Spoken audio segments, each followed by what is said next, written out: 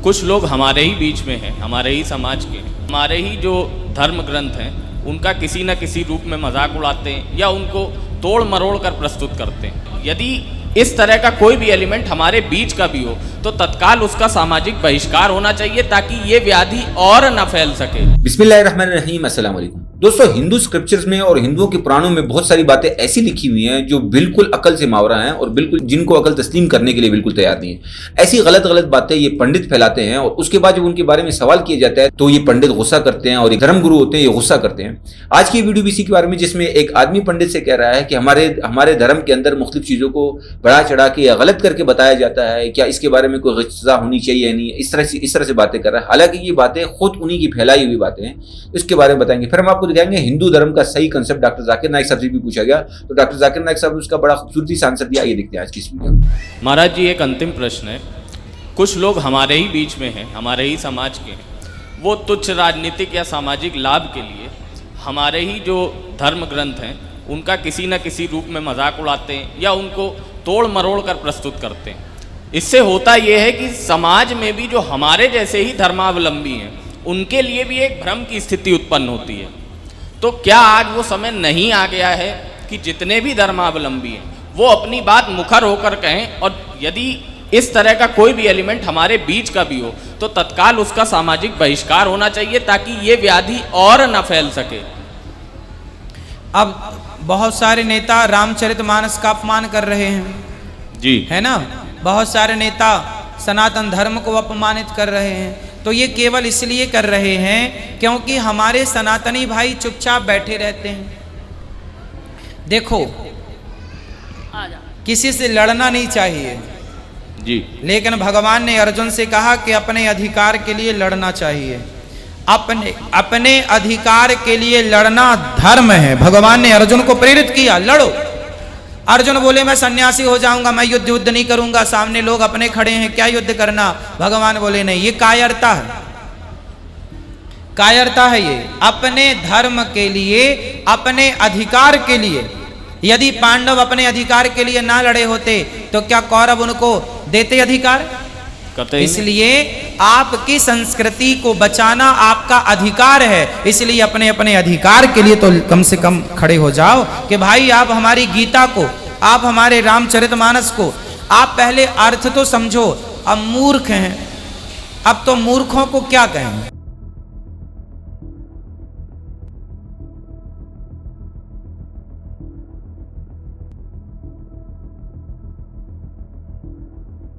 मदद करेंगे। जी भाई, माइक नंबर 1 से अगर कोई सवाल हो तो करें। मेरा नाम है त्रिविक्रम दास पालखे। मैं नौकरी करता हूँ यहाँ पर एक हार्डवेयर और प्लाउड के दुकान में। मैं आपका बहुत बार प्रवचन टीवी पे देख चुका हूँ, बहुत आनंद भी आता है। अक्सर आप का जो प्रवचन रहता है, जो हिंदू का जो आता है, आप वेदों से देते हैं, आप यानी जो भी वेदों से कंपेरिजन करते हैं। लेकिन हमारा जो वेद है वो अक्सर जो है वो स्वर्ग यानी जन्नत तक ज़्यादा करके ये करते हैं। लेकिन उसके आगे अगर हिंदू में अगर हम लोग जाएंगे, अगर सही में हिंदू भी नहीं बोलते, हम सनातन धर्म कहते हैं। जैसे आपने अभी व्याख्या किया था, नदी के पार के हिंदू उसको कहा जाता है। तो हम तो सनातन धर्म से है। तो सनातन धर्म में हमारा जो आता है जो भगवद गीता, जैसे आपके अंदर जो ये है, जैसा बाइबल का आपने, इस्लाम का ये है, कुरान है, तो इसी तरह हमारा भगवद गीता है। और जो भगवान के बारे में जानना है यानी अल्लाह के बारे में जानना है तो अगर हमारा है तो भागवतम है। तो भागवतम से हम लोग हमारा चलता है सब कुछ। अगर ये है वेद तो हमको स्वर्ग तक जाने के लिए है। लेकिन हमारा जो भागवतम है वो अल्लाह तक जाने के पहुँच तक है, यानी अल्लाह को हम सामने सामने देख के उनकी सेवा करने के लिए है। तो जो अभी आपने जो भी बोले थे, जो जवाब दिया था, अभी कर रहे थे औरतों के बारे में, माताजी लोगों के बारे में, तो हमारे भगवद गीता में भी लिखा है कि औरत को भगाता है तो उसको मार दीजिए। ऐसा नहीं है कि आपके इसमें सब में एक ही जैसा है। और आपका प्रवचन मुझे बहुत बहुत अच्छा लगा कि आपने जो कहा, जो लिखा गया किताब है वो किताब के मुताबिक चले तो बहुत आदमी सुखी रहता है। बाकी तो मैं और कुछ सवाल तो कुछ पर्सनल पूछना चाहता हूँ, बाद में मैं आपको मिल के सब पूछूंगा, सबके सामने नहीं पूछ सकता, लेकिन आपका प्रवचन सुन के मुझे बहुत आनंद आया। हमारे हिंदू भाई ने कहा है कि वो काफ़ी मेरे तकरीर देखते हैं टीवी पे और प्रसन्न होते हैं, खुसूसन जब मैं हिंदू धर्म के बारे में कहता हूँ, और वो कहते हैं कि वो सनातन धर्म को मानते हैं। और सनातन धर्म में भी आपको शायद ये पता होगा कि सबसे अव्वल किताब भगवत गीता नहीं है, वेद है। भगवत गीता सनातन धर्म, अगर आप पढ़ेंगे आर्य समाज, आप आर्य समझिए, सनातन धर्म में बहुत से किस्म है। आपको इस्कॉन से मैं इस्कॉन, बिल्कुल इस्कॉन, हरे रामा हरे कृष्णा, इस्कॉन, ठीक है। तो इस्कॉन का तस्करा करता हूं। मैं गया था एक बार कलकत्ता में, और कलकत्ता में तकरीर थी मेरी, उस वक्त बारिश आती है, बारिश तो हो गई, लेकिन मेरे साथ आने वाले थे इस्कॉन के हेड कलकत्ता के। हम लोग दोनों जाते एक वैन में, वैनिटी वैन मतलब जब बड़े मैदान में, यहाँ तो माशाल्लाह मैदान के बाजू में काफ़ी बिल्डिंग है, तो बड़े मैदान में प्रोग्राम होता है तो कोई ग्रीन रूम नहीं होता है, तो क्या करते हैं, वैन लेके आते, बस इसमें मेकअप रूम या आराम करने के लिए कंडीशन होता है। तो मैं इस्कॉन के हेड के साथ में बैठा था, तो उन्होंने वही बात कही जो आपने कहा, हमारे लिए सबसे अव्वल है भगवत गीता। मैंने बोला ठीक है, और कहे का वेद भी ठीक है। तो मैंने पूछा, ये भगवत गीता हिंदू धर्म में दो किस्म की किताब है, एक है श्रुति, एक है स्मृति। श्रुति मतलब जो भगवान की भेजी हुई किताब, वेद और उपनिषद। उसने कहा बिल्कुल सही। स्मृति किसे कहते, तो उसने कहने लगा स्मृति कहते वो जो आदमी की लिखी हुई किताब है, मिसाल के तौर पे मनुस्मृति। तो मैंने पूछा ये रामायण और महाभारत क्या है, तो उसने कहा ये है स्मृति। बेशक बिल्कुल सही जवाब था, मैं भी तालिब इल्म हूं। तो मैंने पूछा, बिल्कुल सही कहते, ऊपर आती है श्रुति, वेदा और उपनिषद। स्मृति मतलब दूसरी किताबें, मनुस्मृति, इतिहास। मैंने पूछा ये महाभारत क्या इतिहास है, तो मैंने उससे पूछा गुरुजी ये बात मेरे इल्म के हिसाब से भगवत गीता एक हिस्सा है महाभारत का, 18 चैप्टर का, सही है? अरे बिल्कुल सही है, आप बहुत इल्म रखते। मेरा बेशक। तो जब भगवत गीता महाभारत का हिस्सा है तो महाभारत स्मृति है क्या श्रुति है? चुप बैठे, स्मृति है बोला। तो स्मृति ऊपर क्या नीचे?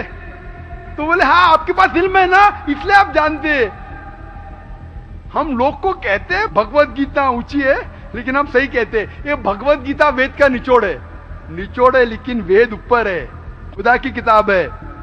भगवत गीता इंसान की लिखी है, किसके जरिए? स्कॉलर्स के। आपके इस्कॉन के गुरु भी कहेंगे वो, लेकिन आप आम आदमी हैं, आप शायद ये पेचीदा चीजें को जानते नहीं। हम तालिब इल्म हैं, मैं स्कॉलर नहीं हूं, तालिब इल्म हूं तकाबले मज़ाहिब का, इस्लाम एंड कंपैरेटिव रिलीजन का।